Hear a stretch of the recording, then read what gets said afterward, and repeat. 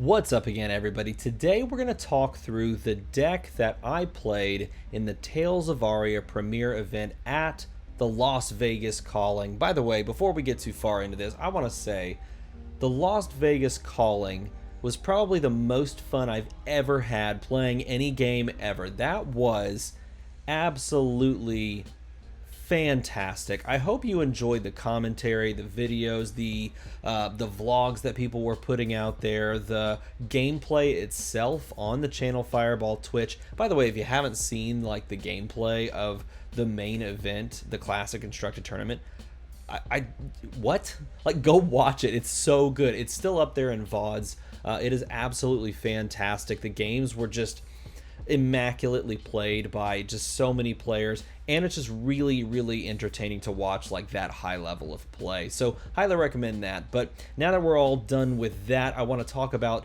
this deck that I put together from my sealed pool of cards. I played Oldham. Oldham is the new Elemental Guardian hero. He looks like this. Some people affectionately call him Young'em, because it's the young version of the hero, even though even in this he's like definitely like super manly. Anyway, he's got 20 health, he's got 4 intellect, he is a guardian through and through. He's got Essence of Earth and Ice, which means you can have Earth and Ice cards in your deck. I chose to run both Earth and Ice cards, namely because I wanted to fill out the deck, but also because there were some good cards in both classes, if you will, or both card pools. And we'll talk a little bit about like how I think you should go about approaching the pre-release events that are coming for this set, because I do think it's fundamentally different than any set before it. Nevertheless, he's got a once per turn defense reaction, pay 3 resources. If an Earth card is pitched to pay this, it should, yeah, I mean, just want to drive this point home. It's not like you like reveal an Earth card. If you pitch the Earth card to pay for this defense reaction effect, you're going to prevent 2 damage that would be dealt to him. The next 2 that would be dealt to him this turn, of course. If you pitch an Ice card to do this same effect, to use the once per turn defense reaction, then the attacking hero puts a card from their hand on top of their deck, and that's the very interesting one.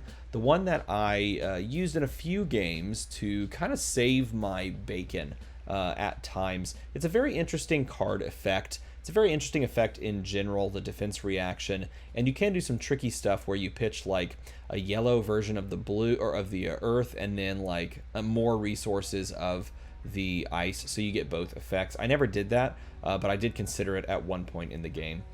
Titan's Fist is the weapon that you play. It's a great weapon. Once per turn action, pay 3 to attack. While there's a card with cost 3 or greater in your pitch zone, Titan's Fist gets +1. So basically it attacks for 4. And oftentimes you do this as Oldham when you've blocked a decent bit, or when you've pitched to activate this defense reaction effect. You have like 1 card in hand, maybe 2 cards in hand, so you can like arsenal a card and attack with Titan's Fist prior to that.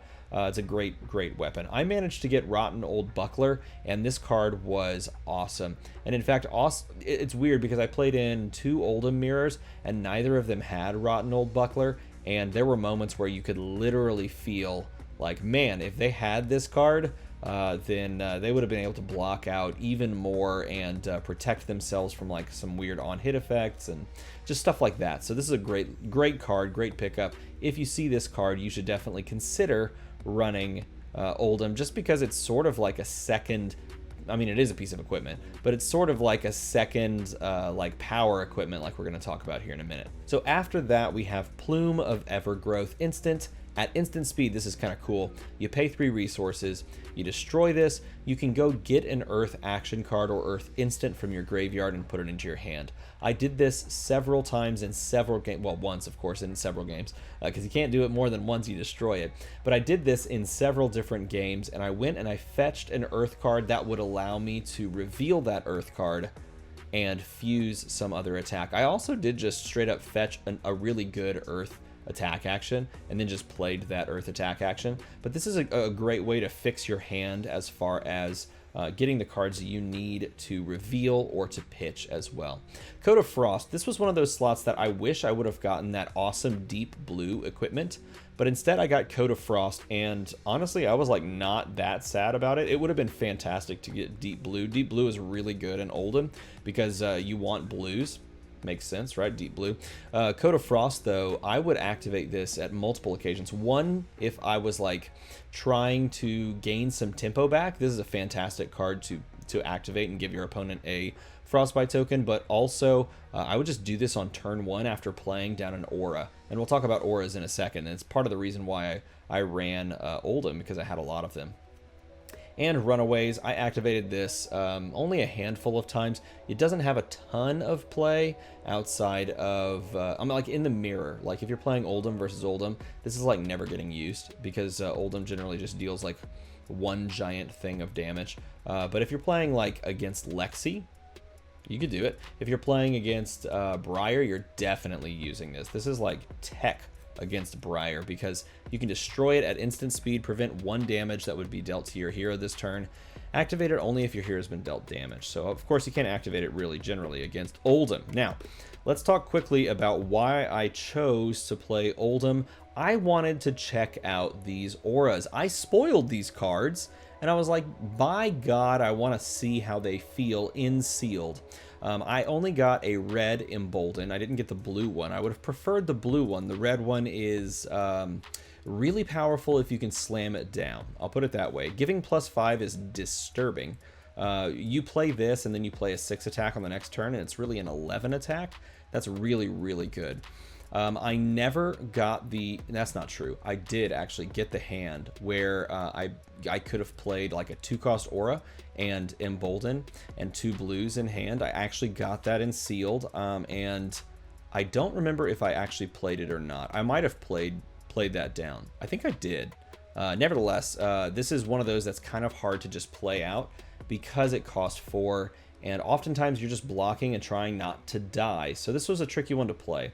I got red Emerging Avalanche, red Emerging Avalanche, yellow Emerging Avalanche. Emerging Avalanche is really cool, pun intended. It costs 2. It provides a 3 attack buff, or the yellow a 2 attack buff. Overall, though, I almost never fused this card, and that was mainly because of my fuse effects, or my fuse cards, the ones that I would use to fuse, in this case, ice cards. I didn't have a ton of ice cards, and this is what worried me going into the deck. I had enough blues to pay for most things that I wanted, but as far as fusing is concerned, the fuse piles were almost flip-flopped for some of these. Nevertheless, this one just giving +3 is an easy slam down turn 1. I literally started one of my games slamming down Emerging Avalanche, Emerging Avalanche. Like I pitched like a blue, or I pitched a yellow and played Emerging Avalanche, then I pitched a yellow and played Emerging Avalanche, and then on my second, and I also gave them a Frostbite token, and on my second turn, I attacked for 12, and it was awesome. It was really good. I won that game. Go figure, right? I also had Strength of Sequoia red. Strength of Sequoia, I did fuse this one to get a Seismic Surge token. That felt fantastic. If you can get enough Earth cards and you can fuse Strength of Sequoia, it feels really, really good. It makes your next turn a lot easier. If I had to pick between these two, I would probably almost always pick Strength of Sequoia just because it allows you to play out your next turn easier, and you kind of need that when you have a lack of tempo. I had a yellow one as well that had +2. Oftentimes these are also good just blocking cards, and so I did use them a lot for blocking. But because I had these cards, I wanted to try and play Oldham. I also had Thump, and Thump is the card that kind of goes with this. Thump cost 4. It's fantastic when you can play this alongside of a Strength of Sequoia and fuse the Strength of Sequoia. On the next turn you play Thump for 3.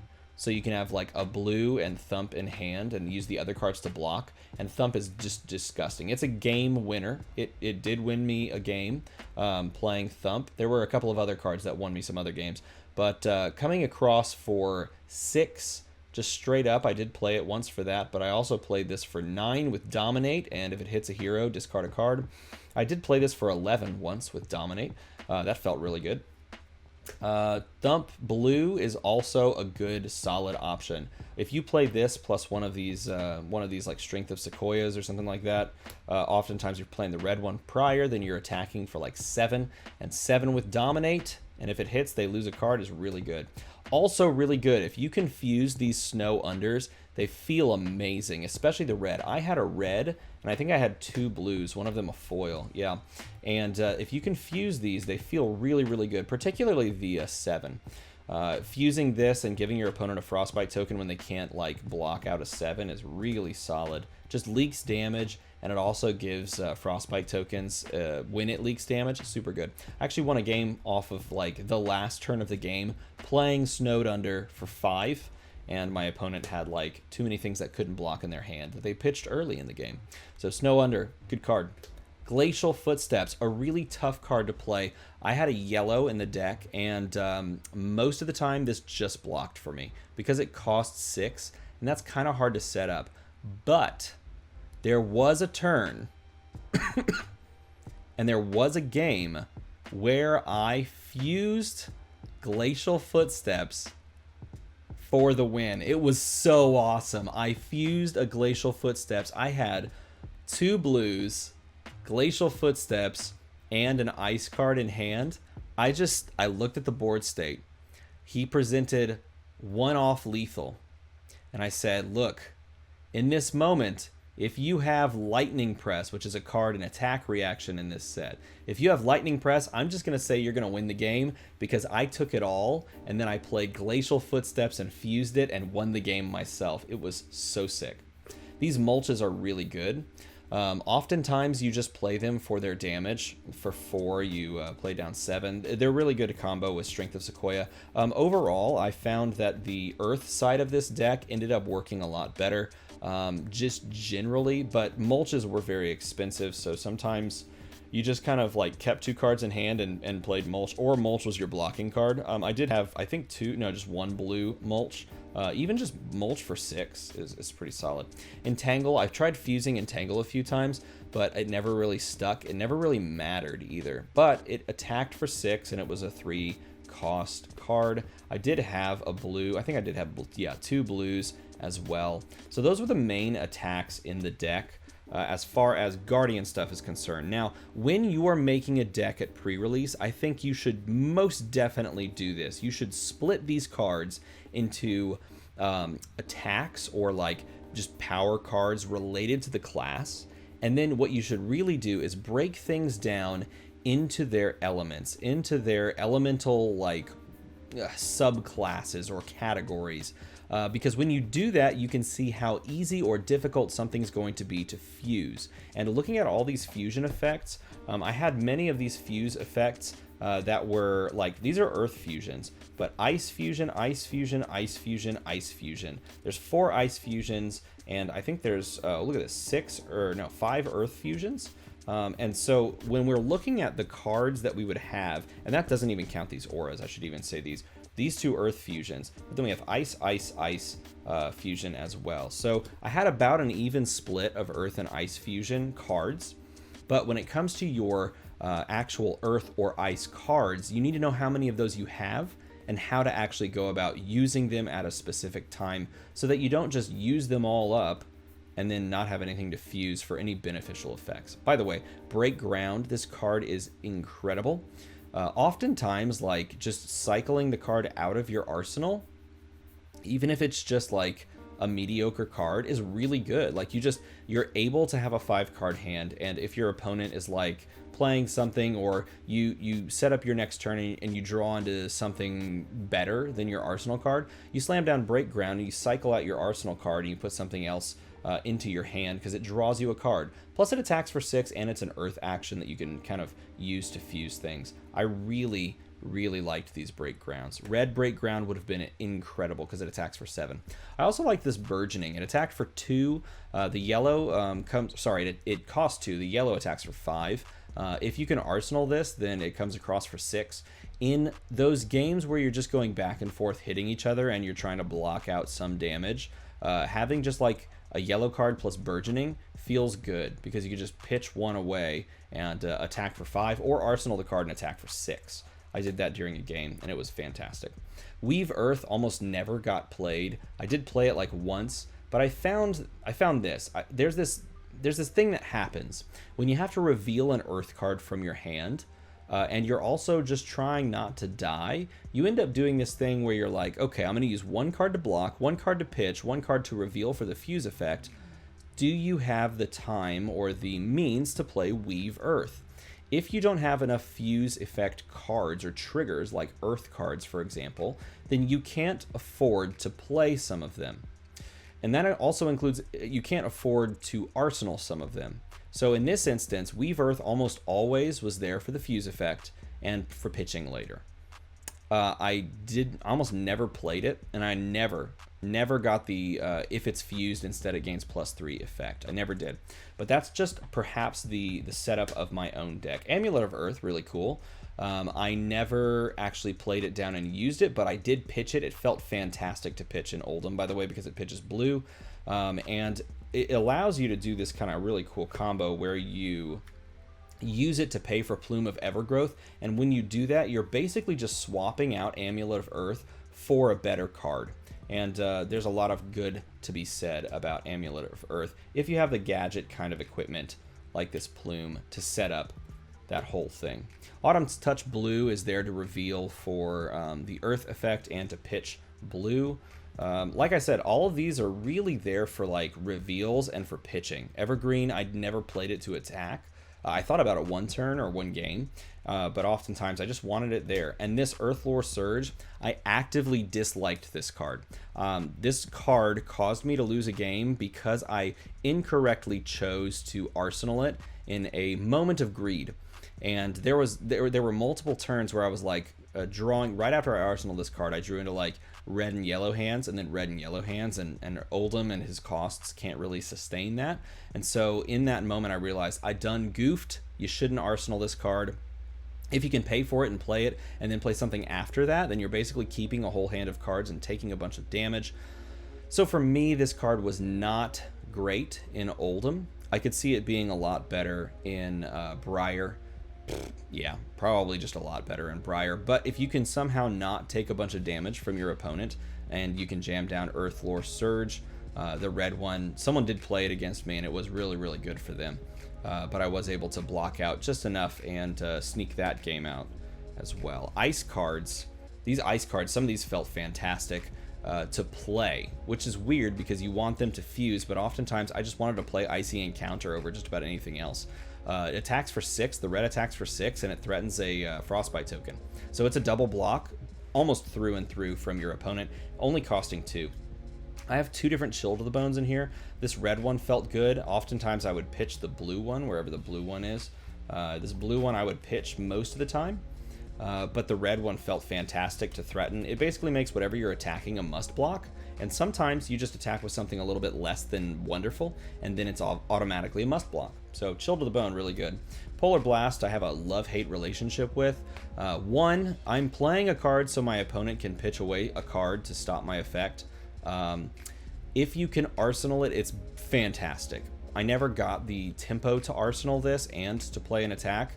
And I think partly because of using all of these auras kind of as anti-tempo in that sense. You probably have to play very defensively and keep like a 2-card hand after you play an aura. Oftentimes the game was just like too close to feel comfortable doing that, and Polar Blast is the same way. If you don't arsenal this card, playing it from hand just feels a little too slow. But maybe that's just me. Winter's Bite was also sort of like that. I did play it in one game because it cost nothing. I jammed it down and my opponent discarded a card, and I attacked them afterwards. It's fine. Icequake was actively good at times because you can play Icequake and then follow it up immediately with like a Thump, for example, and then Thump comes across for 7 Dominate, and if it hits, discard a card. As you can see, it gives +1, and then whenever it hits, it creates a Frostbite token. And so yeah, I played this combo right here. I had 2 blues in hand.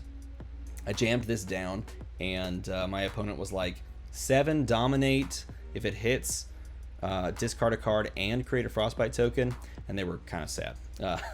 Kind of sad, but it's a really good combo. Winter's Grasp is just there for pitching. because it's blue, and it's just there to reveal for ice actions and ice fuses.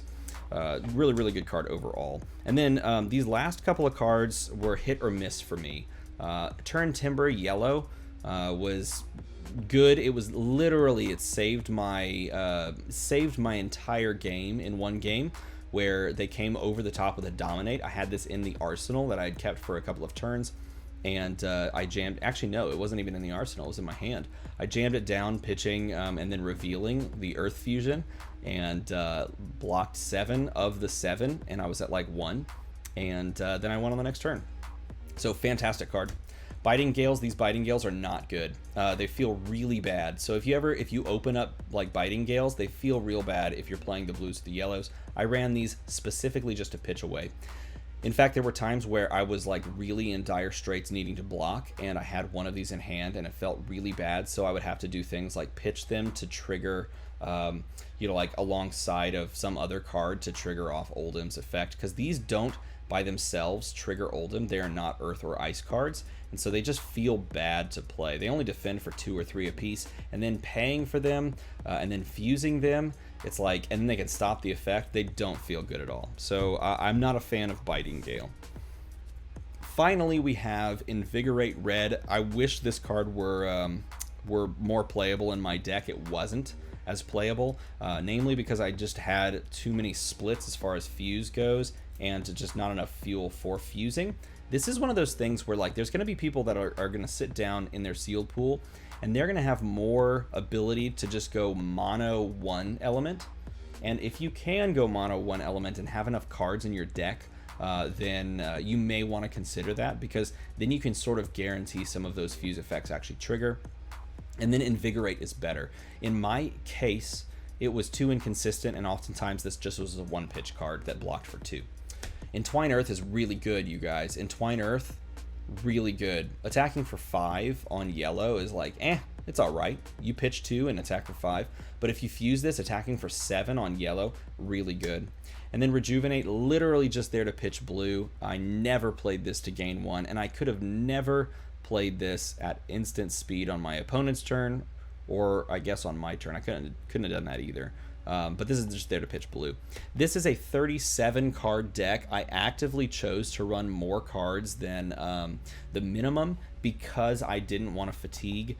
And the games were fairly slow as well overall. And so the fact that like by the end of the game, my opponents generally had like 1 or 2 cards, and I had like 7 or 8 cards, meant that in a faster pace, when everyone actually knows the cards, playing 37 cards in Oldham actually just makes a ton of sense.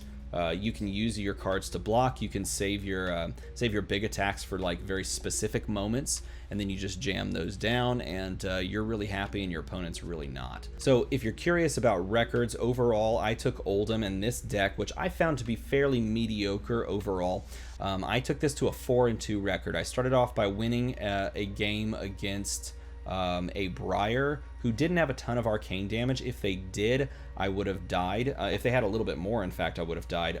They got me down to 1, and I used Runaways to protect myself in that last moment, and then I turned around and just blew them in the face with some giant attack and won the game. Then I played in my second match, I played an Oldham Mirror, and I believe I lost that match because I chose to Arsenal that card I talked about earlier, and I never got it to unstick from Arsenal, and I just slowly lost tempo after doing that one play. So that was a choice that I made that was just totally wrong. Not a good idea. Shouldn't have done it. After drawing 2 hands back to back of like red cards only, I couldn't really do much but block.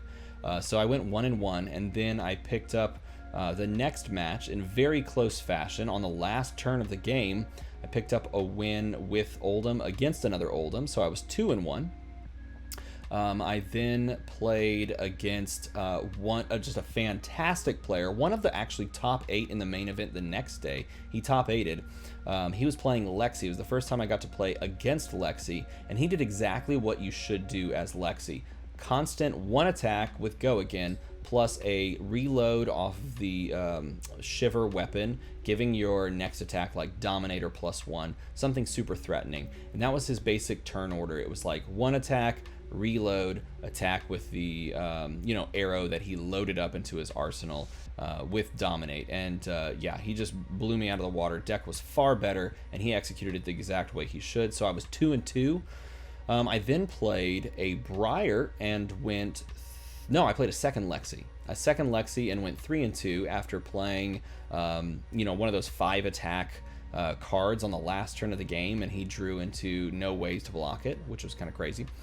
Dropped him all the way down to 1. And then in the last game of the night, I was 3-2 at this point. I played against another Briar and was able to just come in with some giant, like, thump on one game. We played 2 games just for fun. The first game, I killed him with a thump that was Dominated. The second game I played, it was that line that I was telling you about where I played the absolute granddaddy of them all, the Glacial Footsteps, coming across fused for 9 with Dominate. It was awesome. In fact, I set up prior to that turn, I set up like a +3 emerging avalanche, so it came across for like 1 billion, and it was really cool. So I ended up with this deck taking it to 4-2. There were some very close games, but that's what I ended up playing. I had a fantastic time. It was really fun. The people that I played were all really nice, and I had a blast. If you plan to play in any pre-releases coming up this weekend, Oldham is solid. Look for your attacks. Look to see how much your things are going to cost, how many blues you have access to, and always check your earth and your ice reveal cards. Always check your fuse cards if you have enough fuse power. I hope you guys enjoyed this breakdown of what I played, how I played it, and what I think about the general cards that I put into the deck. Let me know what you think in a comment below, and as always, thanks for watching.